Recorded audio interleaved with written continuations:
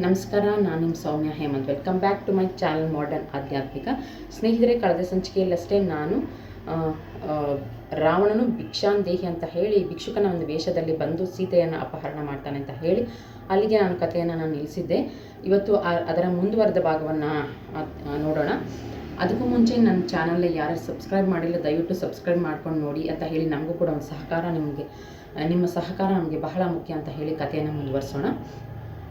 ಲಕ್ಷ್ಮಣ ಸೀತೆ ಆಸೆ ಪಟ್ಟಂತಹ ಚಿನ್ನದ ಜಿಂಕೆಯನ್ನು, ಸ್ವರ್ಣ ಮೃಗವನ್ನು ಹಿಡಿಲಿಕ್ಕೆ ಅಂತ ಹೋದಂಥ ಒಂದು ಸಂದರ್ಭದಲ್ಲಿ ಒಂದು ಸೂಚನೆಯನ್ನು ಕೊಟ್ಟು ಹೋಗಿರ್ತಾನೆ. ಗುಡಿಸಲಿನ ಸುತ್ತ ಒಂದು ವೃತ್ತವನ್ನು ಎಳೆದು ಈ ರೇಖೆ ಅಥವಾ ಲಕ್ಷ್ಮಣ ರೇಖೆಯನ್ನು ಯಾವುದೇ ಕಾರಣಕ್ಕೂ ಎಂಥ ಸಂದರ್ಭ ಬಂದರೂ ನೀವು ದಾಟಕೂಡ್ದು ಅಂತ ಹೇಳಿ ಸೂಚನೆಯನ್ನು ಕೊಟ್ಟು ಹೋಗಿರ್ತಾನೆ. ನಾನು ಬರುವವರೆಗೂ ಎಂಥದೇ ಒಂದು ಸಂದರ್ಭ ಬಂದರೂ ಈ ರೇಖೆಯನ್ನು ದಾಟಬೇಡಿ ಅಂತ ಹೇಳಿ. ಇದೇ ಸಂದರ್ಭವನ್ನು ಕಾಯ್ತಿದ್ದಂತಹ ರಾವಣ ತನ್ನ ತಂಗಿಯ ಮೇಲಾದಂಥ ಅವಮಾನಕಾರಿಯಾದಂತಹ ಘಟನೆ, ಲಕ್ಷ್ಮಣ ತನ್ನ ತಂಗಿಯ ಮೂಗನ್ನು ಕತ್ತರಿಸಿದಂಥ ಒಂದು ಸೇಡನ್ನು ಇಟ್ಕೊಂಡು ಸೀತೆಯನ್ನು ಅಪಹರಣ ಮಾಡಬೇಕು ಅಂತ ಹೇಳಿ ಒಂದು ಭಿಕ್ಷುಕನ ವೇಷಧಾರಿಯಾಗಿ ಬಂದು ಭವತಿ ಭಿಕ್ಷಾಂತೇಹಿ ಅಂತ ಹೇಳಿ ಗುಡಿಸಲಿನ ಮುಂದೆ ಬಂದು ನಿಲ್ತಾನೆ. ಆ ಸೀತೆ ಭಿಕ್ಷೆಯನ್ನು ನೀಡಲಿಕ್ಕೆ ಅಂತ ಮುಂದೆ ಬರ್ತಾಳೆ ಹಾಗೂ ಆ ವೃತ್ತವನ್ನು ದಾಟೋದಿಲ್ಲ. ಆದರೆ ಭಿಕ್ಷೆಯನ್ನು ನೀಡಲಿಕ್ಕೆ ಆಗೋದಿಲ್ಲ. ಯಾಕೆ ಅಂತಂದರೆ ಭಿಕ್ಷುಕನ ವೇಷಧಾರಿಯಾಗಿದ್ದ ರಾವಣನ ತುಂಬ ದೂರವಾಗಿ ನಿಂತಿರ್ತಾನೆ ಹಾಗೂ ಭಿಕ್ಷೆಯನ್ನು ನೀಡುವ ಸೀತಾಮಾತೆ ಆ ವೃತ್ತವನ್ನು ದಾಟಲೇಬೇಕಾಗುತ್ತೆ. ದಯವಿಟ್ಟು ಮುಂದೆ ಬಂದು ಭಿಕ್ಷೆ ನೀಡಿ ಅಂತ ಹೇಳಿ ರಾವಣ ಹೇಳಿದಾಗ ಬೇರೆ ವಿಧಿ ಇಲ್ಲದೆ ಸೀತಾಮಾತೆ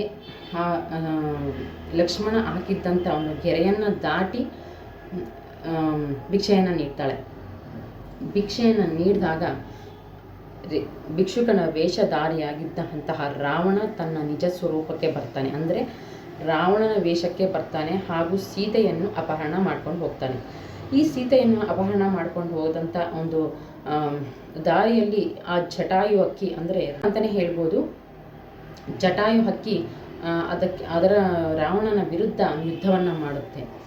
ರಾವಣನ ವಿರುದ್ಧ ಯುದ್ಧವನ್ನು ಮಾಡಿದಂಥ ಸನ್ನಿವೇಶದಲ್ಲಿ ಆ ಜಟಾಯು 2 ರೆಕ್ಕೆಯನ್ನು ರಾವಣ ಕತ್ತರಿಸಿ ಅಲ್ಲೇ ಜಟಾಯು ಹಕ್ಕಿಯನ್ನು ಬಿಟ್ಟು ಹೋಗ್ತಾನೆ. ಬಂದು ಲಕ್ಷ್ಮಣ ಹಾಗೂ ರಾವಣ ಗುಡಿಸಿನಲ್ಲಿ ಬಂದು ನೋಡಿದಾಗ ಸೀತಾಮಾತೆ ಅಲ್ಲಿ ಇರೋದಿಲ್ಲ. ಈ ಸೀತಾಮಾತೆ ಇಲ್ಲಿ ಇರೋದಿಲ್ಲ ಅಂತ ಹೇಳಿ ಕಾಡಲೆಲ್ಲ ಅವ್ರನ್ನ ಸೀತಾ ಅಂತ ಹೇಳಿ ಕೂಗ್ಕೊಂಡು ಹೋಗುವಾಗ ಅಲ್ಲಿ ಜಟಾಯು ಹಕ್ಕಿ ತನ್ನ ರೆಕ್ಕೆಯನ್ನು ಕತ್ತರಿಸ್ಕೊಂಡು ಒಂದು ರಕ್ತದ ಮಡಿಲಲ್ಲಿ ಬಿದ್ದಿರುತ್ತೆ. ಆಗ ಜಟಾಯು ಹಕ್ಕಿ ನಡೆದಂಥ ಒಂದು ಸನ್ನಿವೇಶ ಎಲ್ಲ ಒಂದು ರಾಮನಿಗೆ ವಿವರಿಸ್ತಾರೆ. ಏನು ರಾವಣನು ಒಂದು ಒಂದು ವೇಷದಲ್ಲಿ ಬಂದು ಭಿಕ್ಷಾಟನೆಯನ್ನು ಬೇಡುವಂಥ ಸಂದರ್ಭದಲ್ಲಿ ಸೀತೆಯನ್ನು ತನ್ನ ರೇಖೆಯನ್ನು ದಾಟುವಂಥ ಸಂದರ್ಭವನ್ನು ತಾನೇ ರಚಿಸಿ ವೃತ್ತವನ್ನು ದಾಟಿ ಸೀತೆಯನ್ನು ಅಪಹರಣ ಮಾಡ್ಕೊಂಡು ಹೋದಂಥ ನಡೆದಂಥ ಎಲ್ಲ ಕಥೆಗಳನ್ನು ರಾಮನ ಮುಂದೆ ತೆರೆದಿರ್ತಾನೆ ಜಟಾಯು. ಹಾಗೂ ತನ್ನ ಪುಷ್ಪಕ ವಿಮಾನದಲ್ಲಿ ಸೀತೆಯನ್ನು ಹೊತ್ತೊಯ್ದಂಥದ್ದು. ಹಾಗೂ ಹೊತ್ತೊಯ್ದಂಥ ಸಂದರ್ಭದಲ್ಲಿ ಸೀತಾಮಾತೆ ತನ್ನ ಕೊರಳಲ್ಲಿ ಏನೇನು ಧರಿಸಿದ್ಲು, ಅದು ರುದ್ರಾಕ್ಷಿ ಮಾಲೆ, ತುಳಸಿ ಮಾಲೆ ಎಲ್ಲವನ್ನು ಕೈಗೆ ಏನು ಹಾಕ್ಕೊಂಡಿದ್ಲು ಹಾಗೂ ಕತ್ತಿಗೆ ಏನು ಹಾಕ್ಕೊಂಡಿದ್ಲು ಎಲ್ಲವನ್ನು ಕಳಿಸಿ ಬಿಸಾಡ್ತಾಳೆ. ಆ ಕಳಿಸಿ ಬಿಸಾಡಿದಂಥದ್ದು ಏನು ಅಂತಂದರೆ, ಎಲ್ಲೆಲ್ಲಿ ಅದು ಬಿದ್ದಿರುತ್ತೋ ಆ ದಾರಿಯನ್ನು ಹುಡ್ಕೊಂಡು ರಾಮ ಬರ್ತಾನೆ ಅಂತ ಹೇಳಿ ತನ್ನ ನಂಬಿಕೆಯನ್ನು ಅಲ್ಲಿ ಮೆರಿತಾಳೆ. ತನ್ನ ರಾಜ್ಯವಾದ ಲಂಕೆಗೆ ಕೊಂಡು ಹೊಯ್ದು ಹೋಗ್ತಾನೆ. ಅಲ್ಲಿ ಅಶೋಕವನದಲ್ಲಿ ರಾಕ್ಷಸಿಯರು, ಅಂದರೆ ಲಂಕೆಯ ರಾಕ್ಷಸಿಯರ ಕಾವಲಾಗಿ ಅಲ್ಲಿ ಇಡ್ತಾನೆ. ಆದರೆ ಸೀತೆಯನ್ನು ಮುಟ್ಟೋದಿಲ್ಲ. ರಾಮೇಶ್ವರಮಲ್ಲಿ ಏನು ನೋಡ್ತೀವಿ, ಧನುಷ್ಕೋಟಿ ಹಾಗೂ ರಾಮ ಸೀತಾ ಸೇತುವೆ, ಅದು ಈ ಒಂದು ಸೀತಾಪಹರಣ ಮಾಡಿದಂಥ ಸಂದರ್ಭದಲ್ಲಿ ಸಮುದ್ರವನ್ನು ದಾಟಲಿಕ್ಕೆ ಕಟ್ಟಿದಂತಹ ಸೇತುವೆ ಆಗಿರುತ್ತೆ. ಹಾಗೂ ಈ ಭಾರತಖಂಡದಿಂದ ಲಂಕೆಗೆ ಹೋಗ್ಬೇಕಂತಂದರೆ ಒಂದು ಸೇತುವೆಯನ್ನು ಕಟ್ಟಬೇಕಲ್ವ, ಅದಕ್ಕೋಸ್ಕರ ಎಲ್ಲವನ್ನು ತಯಾರಿಯನ್ನು ಮಾಡ್ಕೊಳ್ತಿರ್ತಾರೆ. ಹಾಗೆ ತಯಾರಿ ಮಾಡಿಕೊಂಡಂಥ ಒಂದು ಸಹಾಯವನ್ನು ಕೂಡ ಈ ಆಂಜನೇಯ ಅಂತ ಏನು ಹೇಳ್ತೀರಿ, ಮಾರುತಿ ಅವರಿಂದ ಪಡ್ಕೊಳ್ತಾರೆ, ವಾನರ ಸೇವೆಯಿಂದ ಪಡ್ಕೊಳ್ತಾರೆ. ಈ ವಾನರ ಸೇನೆ ಸಹಾಯ ಹೇಗೆ ಬಂತು ಅಂತ ಹೇಳಿದ್ರೆ, ವಾಲಿ ಮತ್ತು ಸುಗ್ರೀವರ ಒಂದು ಅಣ್ಣ ತಮ್ಮಂದ್ರ ಏನು ಹೇಳ್ತಾರೆ, ಕಿಷ್ಕಿಂಧೆಯನ್ನು ಆಳ್ತಿದ್ದಂತಹ ರಾಜರು ವಾಲಿ ಮತ್ತು ಸುಗ್ರೀವ. ಈ ವಾಲಿ ಸುಗ್ರೀವನ ಅಣ್ಣನಾಗಿರ್ತಾನೆ. ಆದರೆ ಸುಗ್ರೀವನಿಗೆ ರಾಜ್ಯವನ್ನು ನೀಡೋದಿಲ್ಲ ಅಂತ ಹೇಳಿ ಅವನಿಗೆ ತನ್ನ ಸ್ವಂತ ತಮ್ಮನಿಗೆ ಮೋಸ ಮಾಡಿದಂಥ ಅಣ್ಣ ಆಗಿರ್ತಾನೆ. ಹಾಗೂ ಈ ಸಹಾಯವನ್ನು ಮಾಡಬೇಕು ಅಂತ ಹೇಳಿ ಕೇಳ್ಕೊಳ್ತಾನೆ ಸುಗ್ರೀವ. ಹಾಗೂ ಆ ವಾಲಿಗೆ ಒಂದು ವಿಶೇಷವಾದ ಶಕ್ತಿ ಇರುತ್ತೆ. ಅದು ಏನಂತಂದರೆ, ತನ್ನ ಎದುರಿಗೆ ನಿಂತ್ಕೊಂಡು ಯುದ್ಧ ಮಾಡಿದವರ ಶಕ್ತಿಯೆಲ್ಲ ಆತ ಆವರಿಸ್ಕೊಳ್ತಾ ಇರ್ತಾನೆ. ಅದಕ್ಕೋಸ್ಕರ ಆತನ ಮುಂದೆ ಯಾರೇ ಯುದ್ಧ ಮಾಡಿದ್ರೂ ಅವ್ರ ಮುಂದೆ ಅವ್ರು ಸೋಲ್ಲೇಬೇಕಾಗಿರುತ್ತೆ. ಅದು ರಾಮನಿಗೆ ತಿಳಿದಿರುತ್ತೆ. ಅದಕ್ಕೋಸ್ಕರನೇ ವಾಲಿಯ ಹಿಂದೆ ನಿಂತ್ಕೊಂಡು, ಅಂದರೆ ಮರದ ಹಿಂದೆ ನಿಂತುಕೊಂಡು ಸುಗ್ರೀವರಿಂದ ಯುದ್ಧವನ್ನು ಮಾಡಿಸ್ತಾನೆ ರಾಮ. ಈ ಒಂದು ರಾಮ ಸೇತುವೆ ಕಟ್ಟುವಂಥ ಸಂದರ್ಭದಲ್ಲಿ ನಡೆದಂಥ ಇದು ಯುದ್ಧ ಆಗಿರುತ್ತೆ. ರಾಮ ಸೀತಾ ಸೇತುವೆ ಕಟ್ಟಿದಂಥ ಸಂದರ್ಭದಲ್ಲಿ ನಡೆಯುವಂಥ ಯುದ್ಧ ಈ ಸುಗ್ರೀವ ಮತ್ತು ವಾಲಿಯ ಒಂದು ರಾಜ್ಯಕ್ಕೋಸ್ಕರ ನಡೆದಂಥ ಯುದ್ಧ ಆಗಿರುತ್ತೆ.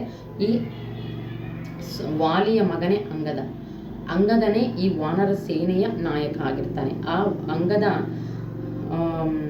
ಈ ವಾನರ ಸೇನೆಯಲ್ಲಿ ಕೂಡ ಮಾರುತಿ ಅಂದರೆ ಆಂಜನೇಯ ಕೂಡ ಒಬ್ಬನಾಗಿರ್ತಾನೆ. ಅಂಗದನೇ ಈ ವಾನರ ಸೇನೆಯನ್ನು ಲೀಡ್ ಮಾಡ್ತಾ ಇರ್ತಾನೆ ಅಂತ ಏನಂತ ಹೇಳಿದ್ರೆ ಮುನ್ನಡೆಸ್ತಾ ಇರ್ತಾನೆ, ನಾಯಕತ್ವವನ್ನು ನಡೆಸ್ತಾ ಇರ್ತಾನೆ ಅಂಗದ.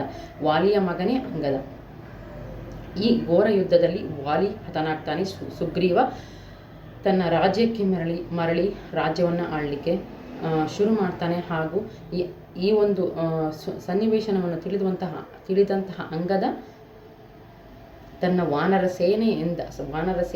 ಸೇನೆಯ ಸಮೇತ ರಾಮನಿಗೆ ಸಹಾಯ ಮಾಡಬೇಕು ಅಂತ ಹೇಳಿ ಸೀತೆಯನ್ನು ಕರೆದುಕೊಂಡು ಬರುವಂಥ ಒಂದು ಸಂದರ್ಭ ಯುದ್ಧ ಏನು ನಡೆಯುತ್ತೆ ಅದರಲ್ಲಿ ಒಂದು ಪ್ರಮುಖವಾದ ಪಾತ್ರವನ್ನು ವಹಿಸ್ತಾರೆ. ಈ ಆಂಜನೇಯ ಅಂಗದನ ಸೇನೆಯಲ್ಲಿ ಕೂಡ ಒಬ್ಬ ಆಗಿರ್ತಾರೆ.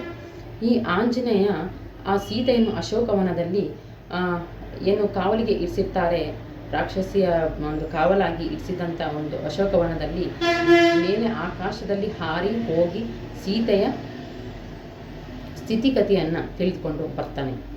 ಮುಂದಿನ ಕಥೆಯನ್ನು ಮುಂದಿನ ಸಂಚಿಕೆಯಲ್ಲಿ ನಾನು ವಿವರಿಸ್ತೀನಿ. ಇವತ್ತಿನ ಸಂಚಿಕೆ ನಿಮಗೆ ಬಹಳ ಪ್ರಮುಖವಾಗಿ ಇಷ್ಟ ಆಯಿತು ಹಾಗೂ ಮಾಹಿತಿಯನ್ನು ಕೂಡ ನೀವು ಬಹಳ ಇಷ್ಟಪಟ್ಟಿದ್ದೀರಿ ಅಂತ ತಿಳ್ಕೊಳ್ತಾ ಇವತ್ತಿನ ಸಂಚಿಕೆಯನ್ನು ನಾನು ಮುಗಿಸ್ತಾ ಇದ್ದೀನಿ. ನಿಮ್ಮ ಅಭಿಪ್ರಾಯ ದಯವಿಟ್ಟು ಕಮೆಂಟ್ ಹಾಗೂ ಲೈಕ್ ಮೂಲಕ ತಿಳಿಸಿ, ಹಾಗೂ ನೋಟಿಫಿಕೇಷನ್ ಬಟನ್ ಕೂಡ ಆನ್ ಮಾಡ್ಕೊಳ್ಳಿ ಅಂತ ಹೇಳ್ತಾ ಇವತ್ತಿನ ಸಂಚಿಕೆಯನ್ನು ನಾನು ಮುಗಿಸ್ತಾ ಇದ್ದೀನಿ.